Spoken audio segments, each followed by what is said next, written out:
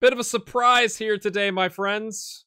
I'm not showing you the last game of the season. It didn't matter. We were unable to get into the playoffs. We were 7 points short. We ended up in 7th, which is quite good considering where we were expected to end up. So we're going to go through the end of season review and the transfer window today. A bit of a surprise for you. So be thinking, who do you think is your player of the season, young player of the season, and signing of the season? You might want to pause and leave that comment because I'm going to show you after the intro what it is. Okay, here we go.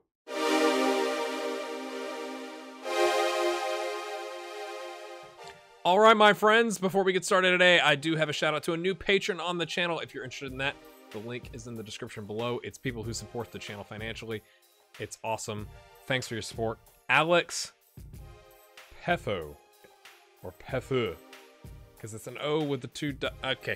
Alex, thank you for your support, mate. Means a lot. Means a lot. We're up to right now, I want to say it's like 43 patrons.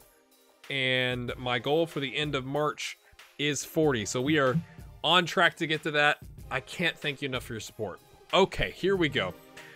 Signing of the season and all that kind of stuff. Who do you think it is? Right to it. First off, our end of season review. Yeah, well, we were pretty much 7th and 8th. The whole part of it's like we went down pretty far, 18th, and then bounced quite nicely back and then kind of settled in. 18% full stadium. That's probably why we've moved to a smaller stadium. And we used 29 players, joint 11th highest, which is 11th highest. What's a team? There's 22 teams. Like, we're middle of the pack in terms of that. We got knocked out in the group stage by that amateur team in the Alaska Airlines Cup, and we lost the first qualifying round to Miami-Dade. End of season awards, here we go. Stuart Redmond with 75%, my friend. 75%? 75% of the vote. I don't know how he is fans player of the season when Adnan had all the goals, but maybe it's because Adnan left and fans were like, screw you, dude, you know? And Danilo with the surprising 3rd place. I'm shocked by that. All 3 of these shocked me, to be honest with you. Marcus had goal of the season versus Reading United, which I want to say was our 3rd game. We don't normally watch these. If you're new to the channel, we don't normally watch these because it's usually really bad goals. But because it was like a 3rd game ever and Marcus hasn't really featured, I'm kind of curious if this is the goal that I think it was. Okay, ball over the top and then he pings it. Yep. I think I showed that one to you, but if I didn't, well, there you go. I remember being like, wow, Marcus, wow. Our signing of the season, Fabricio Fenahas. And young player of the season, this has also surprised me, Brett Hanley. Because a lot of times I think it picks like the oldest young player, like 24, right? But that's where we're at, okay? We've had a bit of a transfer window, my friends. Not as a great, like, it looks like a lot, but we have had youth intake as well. So let me go take you there. That's a separate save file. All right, my friends, so it's not a separate file. I just saved it at that point so I could keep going through the transfer window and all that kind of stuff, obviously. So we've jumped ahead. We've gone through preseason. It's gone kind of poorly, to be honest with you. But first things first, I have signed a new contract up to $1K a week for the next year. We've got $1.8 million in the bank. I'm good with them giving me a raise. Normally, I'd be like, let's not spend the money. Let's like buy some players and whatever, but we can't buy any players. So I might as well be getting paid, y'all. Somebody at some point asked for my attributes, and well, there you go. I'm a legend. I'm kind of curious if we look at the general page. Okay, favorite personnel: Arash Puentes, the chairman, and Stuart Redmond. All right. So we moved into a new stadium. I've got notes over here. With 6,000 less seats than our old stadium. So we now have 3,000 seats, but it can be expanded up to 21,000. So, you know, as we move up through the ranks, that can happen. And from a financial standpoint, I mean, this is amazing, right? We get $1.3 million throughout the season in TV revenue, which is like, what? But our sponsors, I don't know what happened the first season. Maybe it's because of the database, but we have adjusted our sponsorship levels down to the whatever tier, 8th or 9th tier, whatever we're in. Our sponsorship dollars are $425,000 less per season than it was last season. Less. $425,000 less, my friends. So we have a nice financial base. As long as we get that TV room, I think we'll be okay. But I just think it's kind of funny. Like, that's quite the drop off in sponsorship. Okay, we have had youth intake golden generation. We're 800 to 1 odds. If you look at the the season preview. Yeah. Oh, it's gone up. I guess through preseason, we're now 400 to 1. We're still in 20th. We were 20th then. It was 800 to 1. Now it's 400 to 1. That's probably not the best. So third from bottom is the expectation. Right. Yeah. And they think we should play, or are going to play, a 4-1-3-1-1. Which is a bit odd considering I don't think we played that once. Maybe once, but that's interesting. Let me just show you the ins and outs. These are people trying to trial or sell, but Venejas has left us. He's gone to Anaheim Legacy for 180 a week. He was on a non-contract contract. I offered him a new he only wanted a non-contract contract, so it was like 110 or 130 per appearance. I was like, sure, stick around. You know, he's a versatile player. I'm not saying he's outstanding, but he's a versatile player.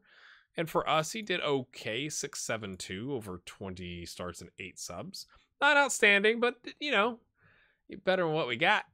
And he was like, yeah, he signed the new deal. And then like 4 weeks later, I think it was 4 weeks, something like that, Anaheim comes in and obviously him a contract, which he I would have given him a contract.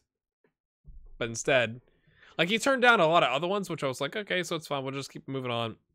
And now they've bought him on 180 a week, and now they want to loan him. And I looked, they want to loan him for 180 a week. Like, they want the team that's loaning him to pay for it. And I was like, nah. As you know, Adnan left us. So that's good in terms of we haven't lost anybody that we didn't want to lose. Now, we have brought in some interesting players. Really just one signing outside of our youth intake, and that's Saul. What about Saul Garcia? Is it Saul? Probably Saul, but, you know, it looks like Saul. What you think? 120 a week. He was with FC Davis in United Soccer League 3, which, for those of you keeping up at home, is, I want to say, 2 leagues above us. He had 40 starts, 9 goals, 2 assists on a 6.64. Not exactly lighting it up, but that's why he's coming to our level. He looks like a superior signing, right? Like 9 dribbling, 8 finishing, 8 first touch, 7 passing. I mean, you can look at this, but like brave and aggressive. He's a shadow striker. Sure, we'll try that. He is by far, I mean, Stuart Redmond is a better attacking midfielder, theoretically, but Stuart Redmond is one of our midfield duo, and he's our second best striker. So like, we could just play him up here in a pressing forward role. He's got that in his locker. So he's a natural in the shadow striker and kind of this role, and I kind of like the shadow striker, although we could use him in the pressing forward in the 4-4-2. So I quite like that. Let me show you the outs. There you go. That's what we had going out. We did have some staff changes. We lost, or we kicked out our chief scout, head physio, and physio. So fairly professional, but 6'3" and 4 from a chief scout, not ideal. Paul Wolf, our head physio, was unambitious and a 5. And Joe Stoltz, I was gonna re-sign Joe, but Joe wanted, like, he was like aggressive in negotiations. So like, we'll go find somebody else better. So we picked up Matt Johnson, who's a 6'9" and a 9. There were other people with better adaptability, but like, we're not going to be scouting other countries, I don't think. So having the most player ability and player potential judgment is important. So we picked him up. Our head physio is now a 7 and fairly ambitious. I thought that was just fine. We'll take that, 50 a week. And then Laura Ruddy, I think might be my first or second female staff member ever in Football Manager. So welcome, Laura. I'm kind of happy about that. She's a physio, 7 and balanced. So like, we upgraded across the board and kept our costs in line. So that's quite good. Right. So let me show you our youth prospects and what we've done here. It said it was a golden generation, but I think it said it was a golden generation because we've never had another youth intake. That's just my guess, because they weren't really golden. Just my opinion on it. So I don't know why do we have so many grayed out players? I guess these guys are technically in the under 23s. You know what? I'm going to change that. I didn't realize that. We don't have a manager for the under 23, so we're just going to make these folks under 23 players. I mean, under 18 players. And that should get rid of all that. Yes, all the grayed out names. Okay. So, I guess we'll do it by age here. And what I've done, I think I mentioned this at one of the previous episodes, I can't remember now, that I would, if we get some really good-looking prospects into the team, I was going to rename them to some of my patrons. Because, again, not to harp on the Patreon thing, but it's essentially how I fund this channel. So it's kind of important to talk about. And I have a $1 a month level and a $10 a month level. And the $10 a month level, I say, hey, I'll try and put you into my games. I'll rename players after you, or if you're watching the experiment series, which a lot of people are, you know, those 11 players and the agent are all patrons of mine. So it's a way to say, like, it's just like the smallest little thing that I can do to say, like, thank you so much for your support. It means a lot. Why am I wearing my earbuds? No one knows. And so what I've decided is probably, like, because I don't have 1,000 patrons, right? But, like, I'm using 12 of them in the other series. I thought, okay, I'll use like 2 in every youth intake, because there's also the chance that these guys don't work out, right? So I'm gonna I'm not renaming them. Like, I didn't set up the youth intake or anything. I didn't mess with any files, I guess is the point that I'm trying to drive here. But I went in and you can nickname players. So I've nicknamed a couple players to John Platt. Where's John? Okay, let's just do it this way. It's gonna be easier. Wait a minute. Oh man, I did that in the other part of the database. So this was gonna be, let's see, I had John Platt here. I don't know, like maybe I should edit this out, but I'm not gonna. I think it's important. So John, thank you for your support. We've just renamed that guy, and then this is gonna be. I believe, sorry, I think it's Pekka Wickman. Pekka, let me know. Pekka talks with me on Twitter from time to time and was showing off his MX518 Logitech mouse that they've re-released. They've actually put up a pre-order for North America, but I've already ordered my Razer mouse and it came today, and I suppose it's acceptable. But it's a way to say, hey, thanks for supporting the channel. So these are the 2 best prospects, I mean, by far. They can't play. I was honestly, they were good enough to, like, hey, John could be our backup and Pekka could, like, play right now, but there's an age restriction in the league, so we'll have to wait probably a year for them. But Pekka, from a ball-winning midfielder, defensive midfielder, you know, like 6 passing, really good teamwork and work rate, needs to work on the physicals, but I mean, he's a 2.5 star right off the bat as a 15-year-old. So, and what I love about the youth contracts, it's like a 7-year youth contract, which I'm not fully understanding if that's what the database creator intended, because that's a long time. But I thought that was kind of interesting. Just we can hold on to him for. There is a benefit if we paid him more from a, you know, like they could train more often, but we're semi-professional and they're cheap at 35 a week. So a 7-year deal for 35 a week, we are going to be youth players for quite some time. And then John Platt as a goalkeeper, I think is good enough to be a backup right now. I mean, when you look at it, right, he's better than Matt Hughes, who is on a first team contract, and we're not using him for that. So, I mean, it doesn't look that great. Really good reflexes and rushing out and bravery and aggression. So he's not afraid to get into the mixer, I suppose. But the rest were just kind of average. I mean, I signed them because we didn't have anybody, right? And everybody, we had a bunch of, and they ended up, you know, some of them being gray stars. Some of these guys are holdovers from previous ones. We did get some promoted up to the under 23s because of age. I was going to show you, there is one, we're going to have to guess here. Nope. Nathan McGee. Anything you notice about Nathan? Beside the receding hairline? And he's unambitious and 3 determination. He's 6'5" with 14 jumping reach. He's only 1.5 gray stars, but like, I hope he comes along because of the green attributes he has. And like, we could throw him into the box and be like, send it to the head of the 6'5" monster, my friends. So that's what's going on with youth intake. I mean, I'm not going to show you all the players. We'll kind of meet them as they come through if they're good enough, and none of them can really play. I mean, the 17-year-olds can play, but again, they're not even to one star. So I'm excited about Pekka and John. Thanks again for your support on Patreon. From a squad standpoint, hold on, I got to pull my notes back up here. We did re-sign some players. First one of note is Danilo, which might surprise some of you because of his attributes. But he's 6'4", and honestly, the reason I signed him, 703 last season on 36 starts, 3 subs with a goal, 2 assists, 4 players of the match, and my friends, and he was in the best 11 for the league. I was like, I can't let that guy go. Like, it's the classic example of he's playing above his attributes, in my opinion. He's playing better than 1.5 stars. And it could be that he's just tall, but he's versatile. He can cover any of the 3 roles on the back line that we've got, or technically 4 because they're playing 4-4-2. But I just went ahead and re-signed him.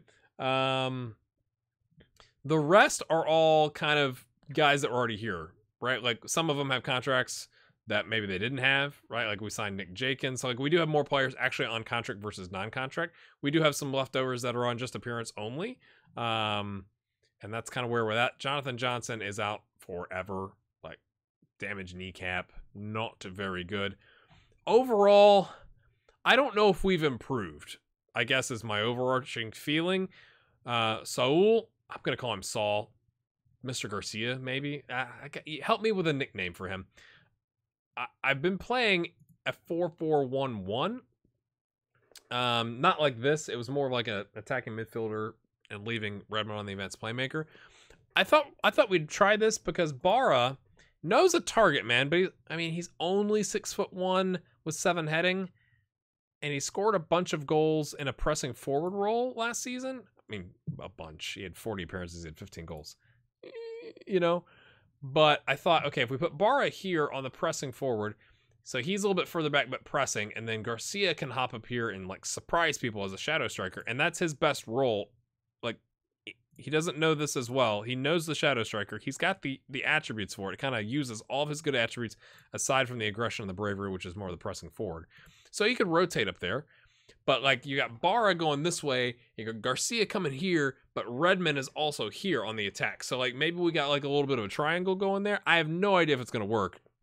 We're going to put Charles here on the central midfielder role on defend because, sadly, he is our best tackler. And he doesn't know the ball-winning midfield role. And with Redmond driving forward that way, we want Charles kind of, like, sitting back, right? So if you're not going to know a role, you might as well be in the role that best serves the team, right? Back line is the same. Jenkins, Danilo, Morgan, Fonseca, Eck, Hanley, and Hollingshead are going to rotate. Hernandez is now our right winger because Venejas left. The other players of note, Acuna is coming along, 1.5 star. Cuevas is still here and doing okay. He's got potential. And again, maybe he slots into, not really the shadow striker, but he plays into that role as like an attacking midfielder. Maurice is still here. We are training him on a right wing role because he knows the attacking midfield. And I thought as well, if we do like a 4-4-1-1 in a bind, he can play in that role. He's got some work to do. I mean, that's true of the whole team, though. Josh has got the left wing / he's really just our backup striker. And that was another reason is our strike force, obviously losing Adnan has gone down in quality. Therefore, let's only play with one striker, rotate Josh in, and then Saul can support. But again, I don't know if that's the best idea. Maybe we end up in a 4-4-2 anyway because he knows the pressing forward role. Or maybe we do like a false 9, you know, because he's 5'7" and he's got the acceleration. I don't know. We're going to figure it out. Can you tell we haven't settled on a system? Great. Yep.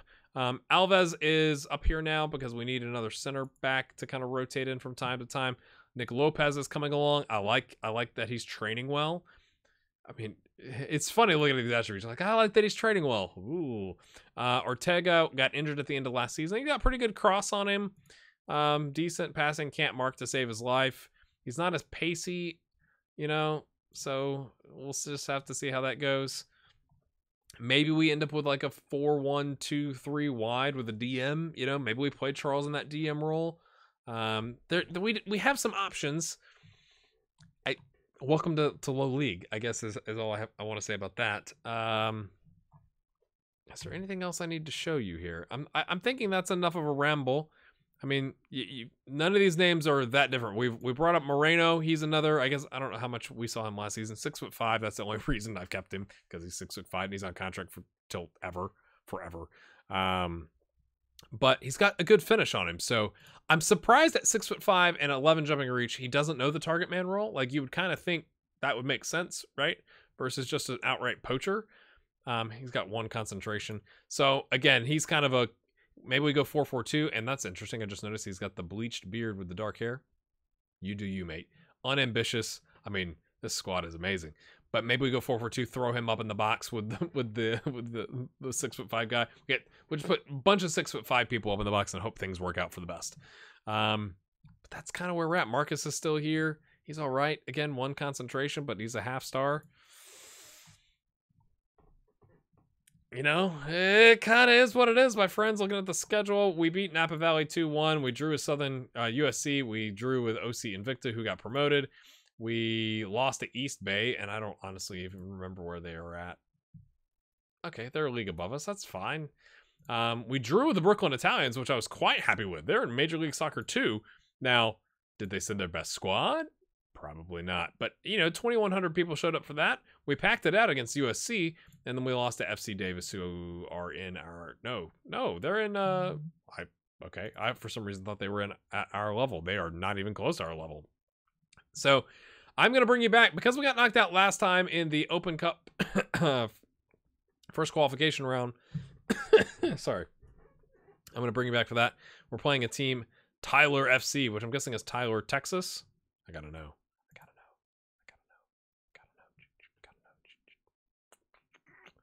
Facilities, Dallas, Texas. That's yeah, Tyler. There it is. There it is. I'm not crazy. They are in the league above us. A bit of a challenge away from home, but really this season is, can we improve upon our station from last season?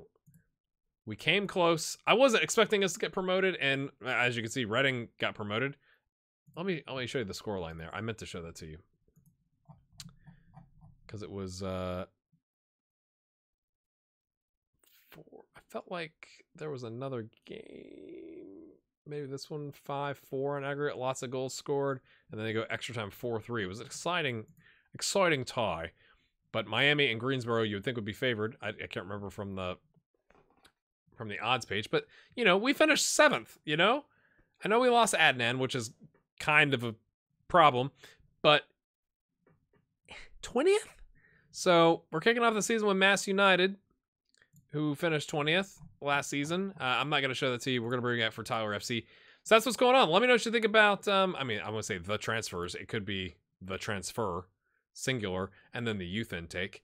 And then we'll see you next time. Thank you so much for your support. It means a lot. Have a good one.